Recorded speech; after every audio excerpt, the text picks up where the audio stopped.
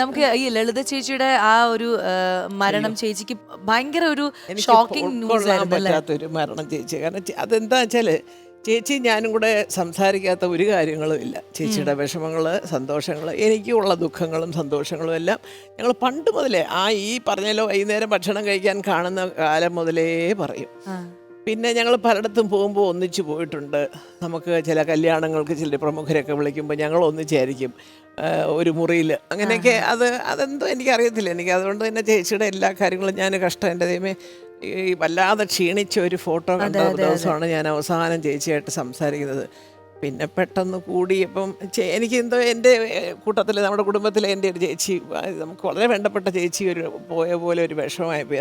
അത് പൃഥ്വിക്ക് മനസ്സിലായി. രാവിലെ അവൻ പറഞ്ഞ അമ്മ ഒറ്റയ്ക്ക്, അവനറിയാം എനിക്ക് ലളിത ചേച്ചി വലിയ കാര്യമെന്ന്.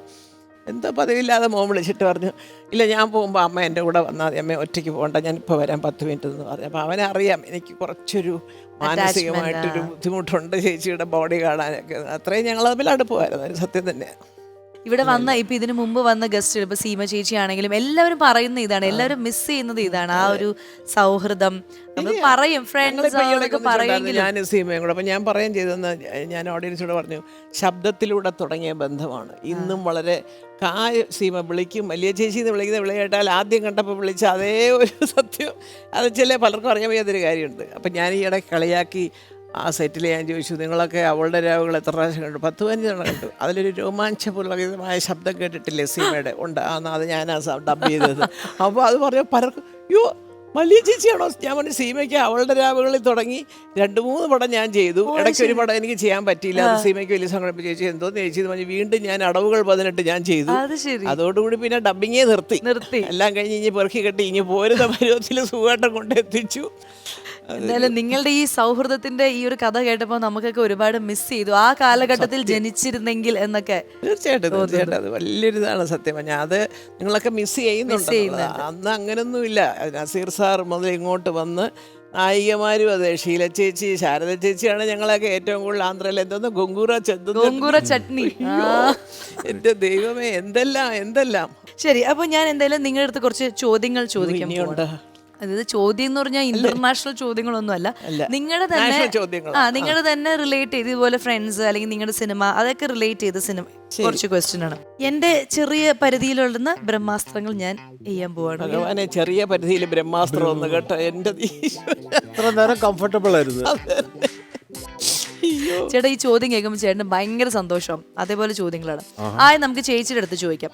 അതായത് സുകുമാരൻ സാറും ജോസേട്ടനും ഒരുമിച്ച് അഭിനയിച്ച 5 ചിത്രങ്ങളുടെ പേര് പറയാൻ പറഞ്ഞ സുകുമാരൻ സാറും ജോസേട്ടനുടെ പേര് ഒരെണ്ണം അറിയാം എനിക്ക്, കാവൽമാടം അറിയാം, പിന്നെ അങ്ങാടി അറിയാം. ഇത് രണ്ടും പിന്നെ 5 എണ്ണത്തിനൊന്നും ആലോചിച്ച് നോക്കട്ടെ. അങ്ങാടി, കാവൽമാടം, CBI, CBI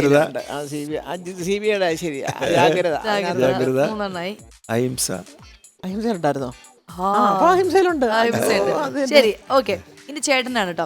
സുകുമാരൻ ചേട്ടനിൽ ചേട്ടന് ഇഷ്ടമുള്ള 5 കാര്യങ്ങൾ. ഫ്രാങ്ക്. സത്യം കള്ളം പറയാൻ അറിഞ്ഞൂടാ, ഞാൻ പറയും. എൻ്റെ അടുത്തൊക്കെ വന്നിട്ട് ചിലപ്പോൾ ചില കാര്യങ്ങളൊക്കെ ഇമോഷണലി ഡിസ്റ്റർബ്ഡ് ആവില്ലേ, അങ്ങനെയൊക്കെ സംഭവിച്ചിട്ടുണ്ട്. ഈ ഫ്രാങ്ക് ആയിട്ട് സംസാരിക്കുന്ന പറയുമ്പോൾ തന്നെ അതിൽ ഒരു 5 കാര്യങ്ങളുണ്ട്. സത്യസന്ധനായിരിക്കും, സ്ട്രെയിറ്റ് ഫോർവേഡ് ആയിരിക്കും, ഫ്രണ്ട്ലി ആയിരിക്കും. അപ്പൊ ഇതെല്ലാം ചേട്ടന് ഇഷ്ടമാണ്. ഓക്കെ, ഇനി ചേച്ചിയോടാണ്. പൃഥ്വിരാജും ഇന്ദ്രജിത്തും ഒരുമിച്ച് അഭിനയിച്ച 5 ചിത്രങ്ങൾ. ആദ്യമായിട്ട് ക്ലാസ്മേറ്റ്സ്, പിന്നെ അവിടുന്ന് ഇങ്ങോട്ട് വരുമ്പം അമർ അക്ബർ ആന്റണി, പിന്നെ എന്താണ് മറ്റേ ജോസ് പല്ലിശ്ശേരിയുടെ നമ്മളെ സിറ്റി ഓഫ് ഗോഡ്, പിന്നെ ഡബിൾ ബാരൽ, പിന്നെ ലൂസിഫർ. അടിപൊളി, സൂപ്പർ. ഇനി ചേട്ടന്റെ അടുത്ത് ഏറ്റവും ഇഷ്ടപ്പെട്ട 5 പാട്ടുകൾ ചേട്ടന്റെ സിനിമകളിൽ തന്നെ.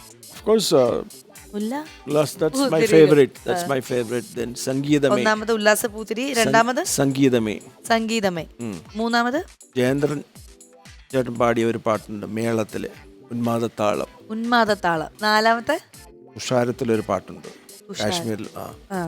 ഇനി 5-മത്തെ കാവൽ മാടത്തിലൊരു പാട്ടുണ്ട്. കാവൽമാടത്തില്. ഇനി ചേച്ചിയോടാണ്. ചേച്ചിയുടെ പ്രിയപ്പെട്ട 5 ടെലിവിഷൻ പരമ്പരകൾ. അത് എന്തൊക്കെ പറഞ്ഞാലും എന്നെ നിർബന്ധിച്ചു കൊണ്ടുവന്നത് KK രാജീവ് പെയ്തൊഴിയാതെ. കാരണം അതിലാണ് ആദ്യമായിട്ട് തിലകൻ ചേട്ടൻ, ജയഭാരതി, ഞങ്ങൾ 3 സിനിമയിലുള്ളവര് വരുന്നത്. അവര് വലിയ നായികയും നടനും ഒക്കെ. പെയ്തൊഴിയാതെ, പൊരുത്തം, സ്ത്രീ ഒരു സാന്ത്വനം, ഒരു വ്യത്യസ്തമായ റോളായിരുന്നു എനിക്ക്. പിന്നെ ഇന്ദുമുഖി ചന്ദ്രമതി, അതിന്റെ പേരിൽ ഞാനൊരു 530 എപ്പിസോഡ് അഭിനയിച്ച് ലോകം മുഴുവനും ചന്ദ്രമതി കൊച്ചമ്മ ദുബായിൽ എന്നൊക്കെ പറഞ്ഞ് ചെന്നിറങ്ങി. പലരും വിചാരിച്ച എന്റെ പേര് ചന്ദ്രമതി എന്നാണ്. അയ്യോ, നമ്മുടെ അടുത്ത് കുറെ വിശേഷങ്ങളൊക്കെ പറഞ്ഞ് ഞങ്ങൾ ഒരുപാട് ഹാപ്പി ആയിരിക്കും നിങ്ങൾ രണ്ടുപേരും. അപ്പോൾ സത്യത്തിൽ എനിക്ക് തരാൻ വലിയ സമ്മാനങ്ങളൊന്നും എന്റെ കയ്യിലില്ല. എന്നാലും കഷ്ടം, ദാരിദ്ര്യം, വലിയ ഉടുപ്പൊക്കെ ഇട്ടിട്ട്. എന്നാലും എന്റെ കയ്യിലുള്ള ചെറിയൊരു സമ്മാനം ഞാൻ നിങ്ങൾക്ക് രണ്ടുപേർക്കും തരാം.